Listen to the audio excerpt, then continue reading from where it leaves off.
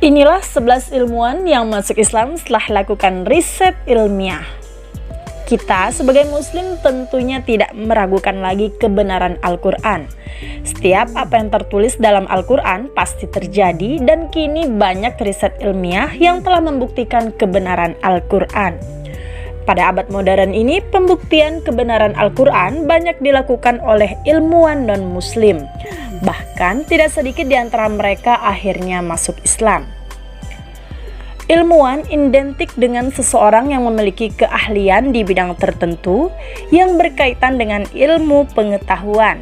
Tidak sedikit rupanya orang-orang yang bergelut dengan ilmu pengetahuan, kemudian mendapatkan hidayah untuk bisa menerima kebenaran Al-Quran. Berikut ini beberapa ilmuwan yang akhirnya memeluk Islam gara-gara penelitian ilmiah yang mereka lakukan.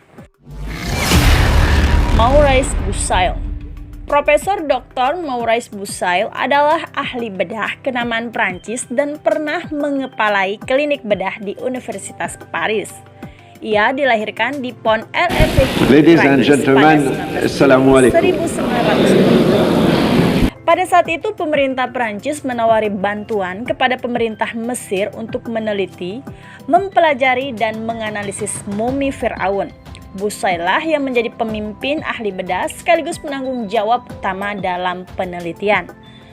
Ternyata hasil akhir yang ia peroleh sangat mengejutkan. Sisa-sisa garam yang melekat pada tubuh sang mumi adalah bukti terbesar bahwa dia telah mati karena tenggelam. Jasadnya segera dikeluarkan dari laut dan kemudian dibalsem untuk segera dijadikan mumi agar awet. Namun penemuan yang dilakukan Bucaille menyisakan pertanyaan. Pertanyaannya, bagaimana jasad tersebut bisa terjaga dan lebih baik dari jasad-jasad yang lain atau tengkorak bala tentara Firaun, padahal telah dikeluarkan dari laut? Maka berdirilah salah satu antara ilmuwan muslim tersebut seraya membuka Al-Quran dan membacakan untuk Bucaille firman Allah Subhanahu wa Ta'ala. Quran Surah Yunus ayat 92. Bismillahirrahmanirrahim. Fal yawma nunajjika bibadanika litakuna liman khalfaka ayah wa inna katsiran minan nasi an ayatina laghafilun. Artinya, maka pada hari ini kami selamatkan badanmu supaya kamu dapat menjadi pelajaran bagi orang-orang yang datang sesudahmu, dan sesungguhnya kebanyakan dari manusia lengah dari tanda-tanda kekuasaan kami. Ayat ini sangat menyentuh hati Bucaille. Ia mengatakan, sungguh aku mau masuk Islam dan aku beriman dengan Al-Quran ini. Jacques Vercaster. Mr. Jacques Vercaster adalah seorang ahli oceanografer dan ahli selam terkemuka dari Prancis. Ia masuk Islam karena menemukan mata air tawar segar yang sangat sedap rasanya. Namun air tersebut tidak bercampur atau melebur dengan air laut yang asin di sekelilingnya, sehingga seolah-olah ada dinding atau membran yang membatasi keduanya. Belakangan, Mr. Jacques Vercaster mengetahui bahwa kitab suci agama Islam telah menceritakan tentang hal ini 14 abad yang lalu. Quran Surah Al-Furqan ayat 53. Bismillahirrahmanirrahim. Wa huwa alladzi marajal bahraini hadza 'adbun furatun wa hadza milhun ujajun wa ja'ala bainahuma barzakhan wa hijran mahjura. Artinya, dan dialah yang membiarkan dua laut yang mengalir berdampingan, yang ini tawar lagi segar, dan yang lain asin lagi pahit. Dan dia jadikan antara keduanya dinding dan batas yang menghalangi. Terpesonalah Mr. Casto mendengar ayat-ayat Al-Quran itu, ia pun memutuskan untuk masuk Islam. Subhanallah ya teman-teman. Agatha Tejason. Agatha Tejason adalah ilmuwan Thailand dari bidang anatomi. Agatha Tejason masuk Islam saat penelitian Agatha Tejason masuk Islam dalam penelitian dermatologi dalam tinjauan anatomi. Lapisan kulit terdiri atas 3 lapisan, yakni epidermis, dermis, dan cutaneous. Pada lapisan terakhir ini terdapat ujung-ujung pembuluh darah dan saraf. Penemuan modern di bidang anatomi membuktikan bahwa luka bakar yang terlalu dalam bisa mati saraf pengatur sensasi. Saat terjadi luka bakar hingga lapisan terakhir ini, orang tersebut tidak akan merasa nyeri karena tidak berfungsinya ujung saraf eferen dan eferen yang rusak akibat luka bakar tersebut. Penelitian ini ternyata sudah ada di dalam ayat Al-Quran Surah An-Nisa ayat 56. Bismillahirrahmanirrahim. Innal ladzina kafaru bi ayatina sawfa nuslihim naran kullama nadijat juluduhum badalnahum juluda ghairaha liyadhuqul adzab innallaha kana azizan hakima. Artinya, sesungguhnya orang-orang yang kafir kepada ayat-ayat kami, kelak akan kami masukkan mereka ke dalam neraka. Setiap kali kulit mereka hangus, kami ganti lagi kulit mereka dengan kulit yang lain, supaya mereka merasakan azab. Sesungguhnya Allah Maha Perkasa lagi Maha Bijaksana. Tanggal 3 November 1983 adalah hal bersejarah bagi Tagatat karena pada hari itu dia mengucap kalimat syahadat di hadapan peserta konferensi dan memberitahukan halayak umum bahwa ia masuk Islam. La ilaha illallah. There is no God to worship except Allah. Muhammad Rasulullah. Muhammad is messenger of Allah. Kolonel NASA, mantan pejabat Amerika Serikat ini juga masuk Islam karena menemukan fakta-fakta tentang malam Lailatul Qadar dan Ka'bah. Setelah masuk Islam, Karner kemudian meneliti fenomena mencium Hajar Aswad. NASA menyembunyikan kepada dunia bukti empiris ilmiah tentang malam Lailatul Qadar. Ia menyayangkan kelompok jutaan Arab yang kurang perhatian dengan masalah ini sehingga dunia tidak mengetahuinya. Menurutnya, sesuai dengan hadis Nabi bahwa malam Lailatul Qadar adalah baljah atau tingkat suhunya sedang. Tidak ada bintang atau meteor jatuh ke atmosfer bumi, dan pada pagi harinya matahari keluar dengan tanpa radiasi cahaya. Said menegaskan terbukti secara ilmiah bahwa setiap hari-hari atau hari biasa ada 10 bintang dan 20.000 meteor yang jatuh ke atmosfer bumi, kecuali malam Lailatul Qadar di mana tidak ada radiasi cahaya sekalipun. Hal ini sudah pernah ditemukan Badan Antariksa NASA 10 tahun lalu, namun mereka enggan mempublikasikannya. Statement ini mengutip ucapan seorang pakar di NASA, Karner, seperti yang dikutip oleh harian Al-Wafd Mesir. Abdul Basit Syed, Kepala Lembaga Mukjizat Ilmiah Al-Quran dan Sunnah di Mesir, Dr. Abdul Basit As-Said, dalam sebuah program di TV Mesir, Said juga menegaskan pakar Karner akhirnya masuk Islam dan harus kehilangan jabatannya di NASA. Ini bukan pertama kalinya NASA mendapatkan kritikan dari pakar Islam. Pakar geologi Islam, Zeglol Najar, pernah menegaskan NASA pernah meremove satu halaman di situs resminya yang pernah dipublis selama 21 hari. Halaman itu tentang hasil ilmiah, yakni cahaya aneh yang tidak terbatas dari Ka'bah di Baitullah ke Baitul Makmur di langit. Said menegaskan jendela yang berada di langit itu mirip yang disebutkan dalam Al-Quran. Quran Surah Al-Hijr ayat 14. Bismillahirrahmanirrahim. Walau fatahna alaihim baban minas sama'i fadhallu fihi ya'rujun. Artinya, dan jika seandainya kami membukakan kepada mereka salah satu dari pintu-pintu langit, lalu mereka terus-menerus naik ke atasnya. Quran Surah Al-Hijr ayat 15. Laqalu innama sukkarat absaruna bal nahnu qaumun mashhurun. Artinya, tentulah mereka berkata, sesungguhnya pandangan kamilah yang dikaburkan. Bahkan kami adalah orang-orang yang kena sihir. Saat itu Karner dengan jelas bahwa jagat raya saat itu gelap setelah jendela itu tersibak. Karenanya setelah itu Karner mendeklarasikan keislamannya. Assalamualaikum, brothers and sisters. I want to just briefly tell you, I'm sometimes asked, how come you're a Muslim? So I accepted there is God. I said, Ashhadu alla ilaha illallah. And I bought a Quran, English translation of the Quran. And when I started reading it with the same idea that just like Bible, it was written by man. Only in this case we know the name of the man, Muhammad. And then when I was maybe about 1/3 in Quran, I remember telling my wife, you know, this Muhammad, he must have been a very smart, very intelligent man, because this book is very clear, very logical, very easy to follow, and there are no contradictions. I saw, mashallah, Muhammad Rasulullah. So I said, mashallah, I'm a Muslim. And people asked me, well, how did you react? You said you heard bad things about Muslims, you didn't know anything about Islam. How did you react? Did you want to be Muslim?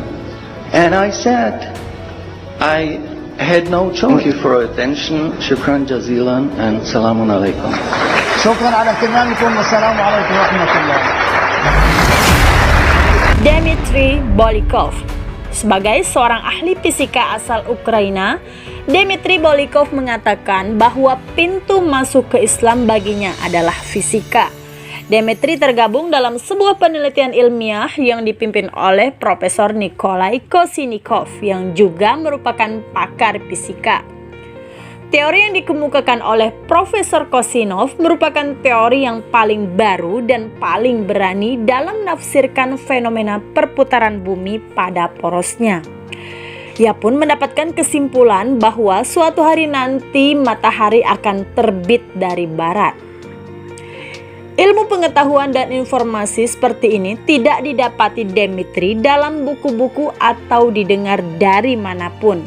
Akan tetapi, ia memperoleh kesimpulan tersebut dari hasil riset dan percobaan serta penelitian. Ketika ia menelaah kitab-kitab samawi lintas agama, ia tidak mendapatkan satupun petunjuk kepada informasi tersebut selain dari Islam. Ia mendapati informasi tersebut dari sebuah hadis yang diriwayatkan oleh Abu Hurairah, bahwasanya Rasulullah SAW bersabda, siapa yang bertaubat sebelum matahari terbit dari barat, maka Allah akan menerima taubatnya. Dr. Fidelma O'Leary. Dr. Fidelma, ahli neurologi asal Amerika Serikat, mendapat hidayah saat melakukan kajian terhadap saraf otak manusia. Ketika melakukan penelitian, ia menemukan beberapa urat saraf di dalam otak manusia yang tidak dimasuki darah. Padahal setiap inci otak manusia memerlukan suplai darah yang cukup agar dapat berfungsi secara normal. Penasaran dengan penemuannya, ia mencoba mengkaji lebih serius. Setelah memakan waktu lama, penelitiannya pun tidak sia-sia. Akhirnya dia menemukan bahwa ternyata darah tidak akan memasuki urat saraf di dalam otak manusia secara sempurna, kecuali ketika seseorang tersebut melakukan sujud dalam sholat. Artinya, kalau manusia tidak menunaikan ibadah sholat, otak tidak dapat menerima darah yang secukupnya untuk berfungsi secara normal. Setelah penelitian mengejutkan tersebut, Fidelma mencari tahu tentang Islam melalui buku-buku Islam dan diskusi dengan rekan-rekan muslimnya. Setelah mempelajari dan mendiskusikannya, ia malah merasa bahwa ajaran Islam sangat logis. Hatinya begitu tenang ketika mengkaji dan menyelami agama sama. Profesor William. Sebuah majalah sains terkenal, Journal of Plant Molecular Biology, mengungkapkan hasil penelitian yang dilakukan sebuah ilmuwan Amerika Serikat tentang suara halus yang tidak bisa didengar oleh telinga biasa atau ultrasonik yang keluar dari tumbuhan. Suara tersebut berhasil disimpan dan direkam menggunakan alat perekam canggih. Yang mengejutkan, getaran halus ultrasonik yang tertransfer dari alat perekam menggambarkan garis-garis yang membentuk lafaz Allah dalam layar. Para ilmuwan Inggris ini lantas terkagum-kagum dengan apa yang mereka saksikan. Setelah menemukan temuan yang luar biasa itu, Profesor William memutuskan untuk memeluk Islam. Selang beberapa hari setelah masuk Islam, Profesor William berceramah di Universitas Carnegie Mellon. Ia mengatakan, "Dalam hidupku, aku belum pernah menemukan fenomena semacam ini selama 30 tahun menekuni pekerjaan ini. Dan tidak ada seorang ilmuwan pun dari mereka yang melakukan pengkajian yang sanggup menafsirkan apa makna dari fenomena ini. Begitu pula tidak pernah ditemukan kejadian alam yang bisa menafsirinya. Akan tetapi satu-satunya tafsir yang bisa kita temukan adalah dalam Al-Quran. Hal ini tidak memberikan pilihan lain buatku selain mengucapkan syahadatain." Demikian ungkapan William. I have no way of knowing where they would come from, but I think it is extremely interesting that they are there and that this work is going on to discover the meaning of some of the passages. Well, I would think it must be the divine being. Leopold Werner von Ehrenfels. Profesor Dr. Leopold Werner von Ehrenfels merupakan seorang psikiater serta sekaligus neurologi berkebangsaan Austria, serta agama saat sebelum Islam yaitu Kristen. Dari remaja, dia sudah banyak mendapatkan kejanggalan dalam agama Kristen. Pada akhirnya, ia mempelajari Islam. Satu di antara yang ia cermati yaitu mengenai kewajiban wudhu saat sebelum melakukan sholat, serta ia juga mempelajari mengenai kewajiban mandi sesudah jima dengan istri. Serta dalam agama Kristen tidak ada ketentuan bersuci seperti ini. Bahkan juga orang Kristen tuturnya walaupun dalam kondisi junub habis bersetubuh langsung pergi ke gereja untuk menyembah Tuhan. Profesor Leopold Werner von Ehrenfels menemukannya sesuatu yang mengagumkan pada wudhu. Ia menyampaikan satu kenyataan yang amat mengagetkan. Kalau pusat-pusat syaraf yang paling sensitif dari tubuh manusia nyatanya ada di bagian dahi, tangan, serta kaki. Pusat-pusat syaraf itu amat peka pada air segar. Dari sini ia temukan hikmah di balik wudhu yang membersihkan pusat-pusat syaraf. Ia bahkan juga menganjurkan supaya wudhu bukan sekedar milik serta rutinitas umat Islam, namun untuk umat manusia secara keseluruhan. Dengan selalu membersihkan air segar pada pusat-pusat syaraf itu memiliki arti orang bakal memelihara kesehatan serta kesesuaian pusat syarafnya. Selanjutnya, Leopold memeluk agama Islam serta merubah nama menjadi Baron Omar Rolf Ehrenfels. Tiap perintah Allah Subhanahu wa Ta'ala jelas mempunyai hikmah kebaikan di baliknya. Renungkan kalau wudhu yaitu ritual pengkondisian semua segi hidup, dari mulai psikologis dan fisiologis. 5 panca indera harus terkena seluruh tanpa kecuali disapu oleh air wudhu. Mata, hidung, telinga, dan semua kulit tubuh. Ini benar-benar mengagumkan, bukan? Surah Al-Maidah ayat 6. Bismillahirrahmanirrahim. Ya ayyuhalladzina amanu idza kumtum ila sholati faghsilu wujuhakum wa aydiyakum ilal marafiqi wamsahu biru'usikum wa arjulakum ilal ka'bain wa in kuntum junuban fattaharu wa in kuntum marda aw ala safarin aw jaa ahadum minkum minal ghaiti aw lamastumun nisaa falam tajidu ma'an fatayammamu sa'idan tayyiba famsahu biwujuhikum wa aydiyakum minhu ma yuridullah liyaj'ala 'alaikum min harajin walakin yuridu liyutahhirukum wa liyutimma ni'matahu 'alaikum la'allakum tashkurun. Artinya, hai orang-orang yang beriman, apabila kamu hendak mengerjakan sholat, maka basuhlah mukamu dan tanganmu sampai dengan siku, dan sapulah kepalamu, dan basuh kakimu sampai dengan kedua mata kaki. Dan jika kamu junub, maka mandilah, dan jika kamu sakit atau dalam perjalanan, atau kembali dari tempat buang air, atau menyentuh perempuan lalu kamu tidak memperoleh air, maka bertayamumlah dengan tanah yang baik atau bersih. Sapulah mukamu dan tanganmu dengan tanah itu. Allah tidak hendak menyulitkan kamu, tetapi Dia hendak membersihkan kamu dan menyempurnakan nikmat-Nya bagimu, supaya kamu bersyukur.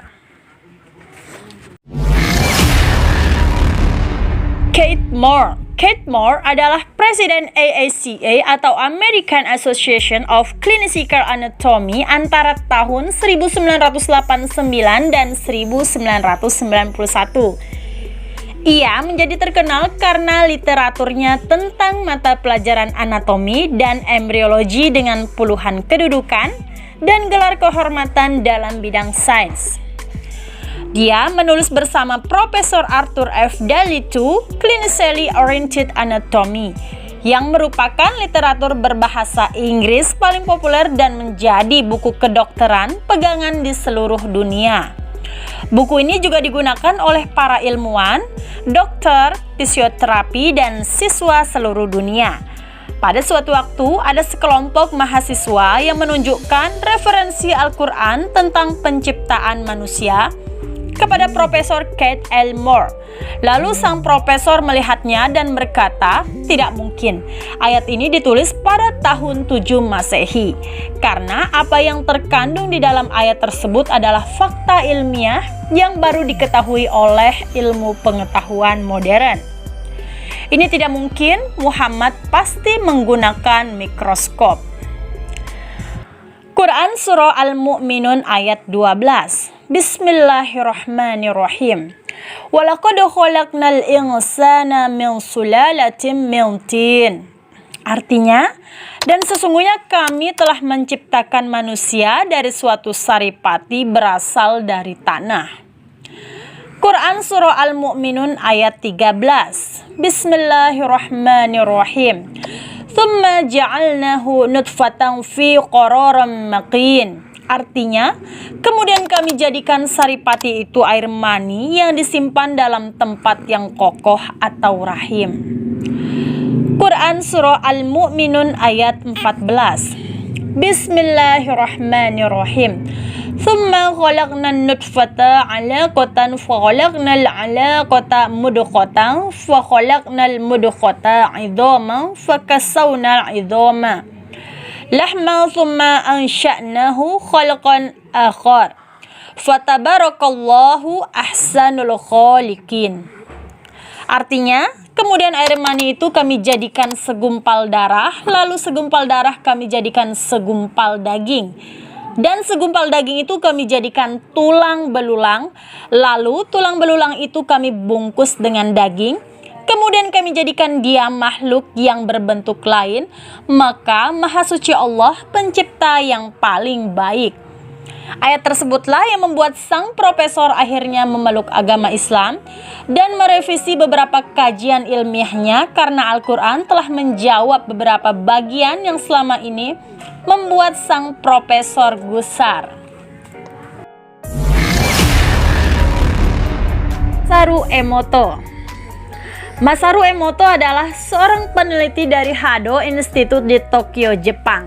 Pada tahun 2003, peneliti Masaru Emoto melakukan penelitian dan mengungkapkan adanya suatu keanehan terhadap suatu sifat air. Ia menemukan bahwa partikel molekul air ternyata bisa berubah-ubah tergantung perasaan manusia di sekelilingnya, yang secara tidak langsung mengisyaratkan pengaruh perasaan terhadap klasterisasi molekul air yang terbentuk oleh adanya ikatan hidrogen. Emoto juga menemukan bahwa partikel kristal air terlihat menjadi indah dan mengagumkan apabila mendapat reaksi positif di sekitarnya, misalnya dengan kegembiraan dan kebahagiaan. Namun, partikel kristal air terlihat menjadi buruk dan tidak sedap dipandang mata apabila mendapat efek negatif di sekitarnya, seperti kesedihan dan bencana. Lebih dari 2000 buah foto kristal air terdapat di dalam buku Message from Water atau pesan dari air yang dikarangnya sebagai pembuktian kesimpulannya, sehingga hal ini berpeluang menjadi suatu terobosan dalam meyakini keajaiban alam. Itu menyimpulkan bahwa partikel air dapat dipengaruhi oleh suara musik, doa-doa, dan kata-kata yang ditulis dan dicelupkan ke dalam air tersebut. Sampai sekarang, Emoto dan karyanya masih dianggap kontroversial. Hans Braun dari Burgistin di Thun, Swiss telah mencoba dalam laboratoriumnya metode pembuatan foto kristal seperti yang diungkapkan oleh Emoto. Sayangnya hasil tersebut tidak dapat direproduksi kembali walaupun dalam kondisi percobaan yang sama. Dalam kajian Masaru Emoto dengan tekun melakukan penyelidikan tentang perubahan molekul air. Air murni dari mata air di Pulau Honshu didoakan mengikuti tradisi agama Shinto, lalu didinginkan sehingga menjadi -5 derajat Celcius. Kemudian ia diambil gambar dengan mikroskop elektron dengan kamera kualitas tinggi. Ternyata molekul air tersebut membentuk kristal Sg6 yang indah. Uji coba air diulangi dengan membaca kata arigato atau terima kasih dalam bahasa Jepang di depan botol air tadi. Kristal yang terbentuk sangat indah, lalu dicoba dengan menghadapkan tulisan huruf Jepang arigato. Kristal membentuk dengan keindahan yang sama. Selanjutnya ditunjukkan kata syaitan, maka molekul air terbentuk buruk. Diputarkan musik simfoni Mozart, kristal muncul berbentuk bunga. Ketika musik heavy metal diperdengarkan, molekul kristal air itu terus hancur. Surah Al-Anbiya ayat 30, Bismillahirrahmanirrahim. Awalam yaral ladzina kafaru annas samawati wal arda kanata ratqan fataqnahuma wa ja'alna minal ma'i kulli syai'in hayy. Afala yu'minun. Artinya, dan apakah orang-orang yang kafir tidak mengetahui bahwasanya langit dan bumi itu keduanya dahulu adalah suatu yang padu. Kemudian kami pisahkan antara keduanya, dan air kami jadikan segala sesuatu yang hidup. Maka, mengapakah mereka tiada juga beriman? Dari hasil penelitiannya, Masaru Emoto membuktikan air Zam-Zam memiliki struktur unik dan kemampuan penyembuhan yang luar biasa. Sejarah telah membuktikan khasiat dan keistimewaan air Zam-Zam dari zaman ke zaman. Karena keistimewaan dan keunikan air Zam-Zam ini, ia pun kemudian memeluk agama Islam. Kul Zam-Zam. Ternyata kristal air terindah di dunia adalah air Zam-Zam. Mengapa demikian? Karena setiap tahun jutaan manusia yang berkumpul melaksanakan ibadah haji selalu memberikan doa-doa dan kata-kata positif tiada henti dari waktu ke waktu. Tubuh kita mengandung 75% air. Bayangkan apa yang akan terjadi pada anak-anak kita, pasangan hidup kita, rekan-rekan kerja kita, dan orang-orang di sekeliling kita. Bahkan, binatang dan tumbuhan di sekeliling kita pun akan merasakan efek yang ditimbulkan oleh getaran-getaran yang berasal dari pikiran dan ucapan yang kita lontarkan setiap saat kepada mereka. Maka, sebaiknya sadar dan bijaksanalah selalu dalam memilih kata-kata yang ingin diucapkan. Demikian juga, kendalikanlah pikiran yang timbul dalam batin kita.